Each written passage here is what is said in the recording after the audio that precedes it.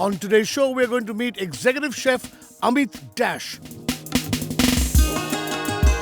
who's going to demonstrate with his expert hands the art of creating exciting flavors of the rich Awadhi cuisine.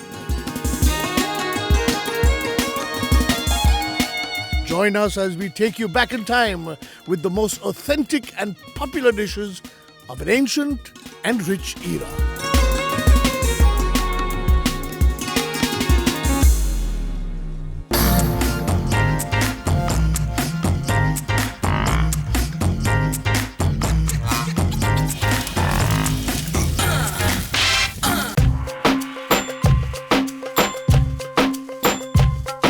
Hello and welcome to the Foodie, and you may call me Nawab Kunal Vijaykar. Nawab, because on this episode we're going to feature Awadhi food. Yes, I'm at the Courtyard Marriott in Mumbai. This is the setting for a fantastic meal, and the meal is the royal cuisine of Lucknow and Awadh. So come with me as we discover the secrets of Awadhi food. Come along. Okay, so I've got with me Chef Amit. Hi, Kunal. Chef. Okay. Now, Awadhi food. It's a cuisine that I know is royal. I know that the cuisine comes from Lucknow. Yes. But tell me a little more about Awadhi food. See, Awadhi food is more dominated by the Mughal emperors who is first invented through the Calcutta. They come inside and settle it down in the middle of the India. This is called Lucknow. So the origin of Awadhi food can be traced back to Siraj-ud-Dawla, Yes. who conquered India through Bengal. Yeah, through Bengal. Through yes. Bengal, yeah? And then took it up towards central India, which is Lucknow and all Yes, that. yes. So how would you differentiate between, say, Awadhi food and Mughlai food? The Awadhi food is not very spicy in taste. It's not spicy. It's not spicy, it's mild, but there are a lot of flavor which is blended into the spice level. Okay, so this is now already making my mouth water. So what are you going to be preparing for us? We are making 3 dishes today. There are 2 main courses. One is the vegetarian, one is the non-vegetarian. And when we talk about Awadh, the most significant dish of Awadh is the ran. So we are going to prepare a ran today, and that is a dum ki ran. Okay. Then the second dish is the kasare puktan. Kasare puktan. That is again a blend of Northwest Frontier and the Mughlai cuisine. Fantastic. And kuch meetha fir uske Of course, will be a dessert onto that, and that is a thande gulab ki kheer. It's a milk-based dessert with lots of rose petal. Thande gulab ki kheer. So, shall we head to the kitchen and start? Definitely, please. Come on, let's go.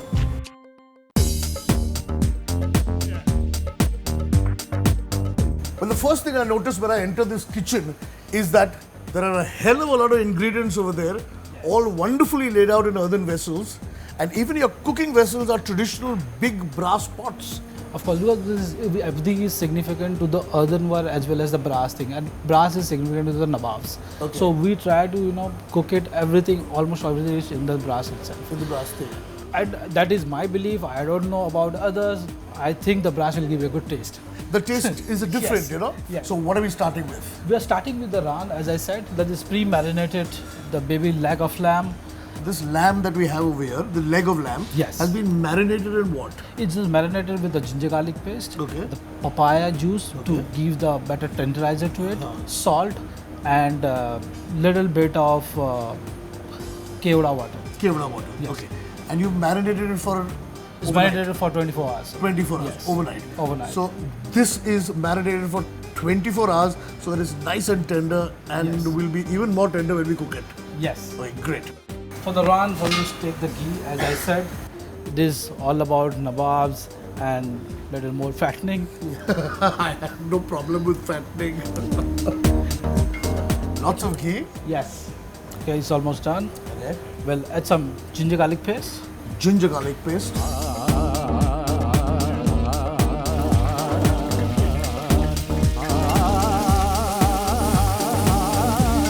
Getting the nice aroma of the ginger garlic paste. I'm already getting, because there is a lot of ghee in it. It's nice and hot. Yeah. The ginger garlic paste itself is frying up well. Now we'll add the spices. This is the red chili powder called degi mirch also. Degi mirch. A little bit of turmeric. black cardamom powder, green cardamom, Black cardamom as well as green cardamom. dhania powder, that is the coriander, jeera, cumin, and this is the cinnamon. Cinnamon. So you're not putting full masalas in this, We're not putting all the full powdered masala. masalas. Yes. Okay. Oh, these aromas are already coming off. All the wonderful garam masalas. And the dhania and the jeera, the two kind of cardamom. We have to take care of the masala is not getting overcooked, so we'll get the bitter flavor to it. Now we'll add the stock. This is a pre-made mutton stock. Mutton stock, okay. Which at the moment is looking gelatinous, Yes. but it will melt once it's hot. So this is the bones that have cooked for a very long time. This bone is cooked at least for mutton. It will take at least for 8 hours cooking. 8 hours. The mutton stock is important because that contains a lot of flavor. Yes. It's always preferable to adding water to it, no? Instead of In Awadhi cooking, they prefer when it comes to a mutton dish, they avoid to add water. Completely. They always use stock. always use stock. But they believe that it will give a good flavor to it. Now the stock is almost melted. Yeah. We'll add a little bit of tomato paste to give a little bit of pungent flavor.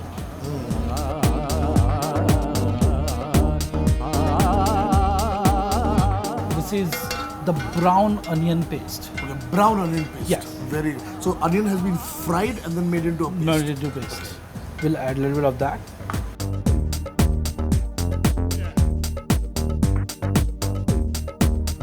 We'll add the salt now. Now the gravy is nicely cooked. We'll add a little bit of.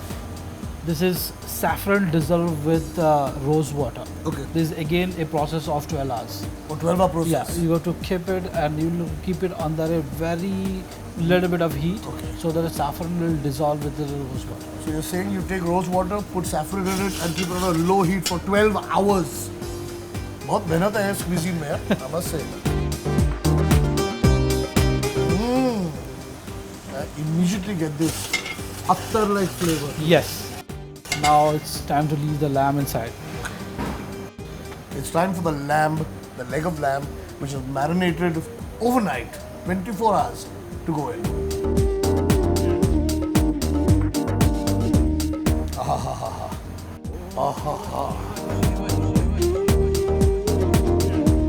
Now this process of slow cooking starts. Okay, so now that the gravy is ready, the Yes. lamb which is marinated has gone in. Yes. Now you're going to shut it, you're going to close it. We'll put it in dum. So this is going to now be put on dum, which means it's going to be shut, sealed on a slow fire for about 20 to 25 minutes. Yes. Yeah? Super.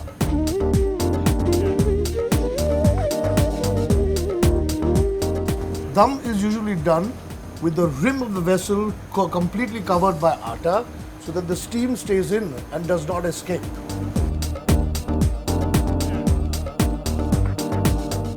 Sealed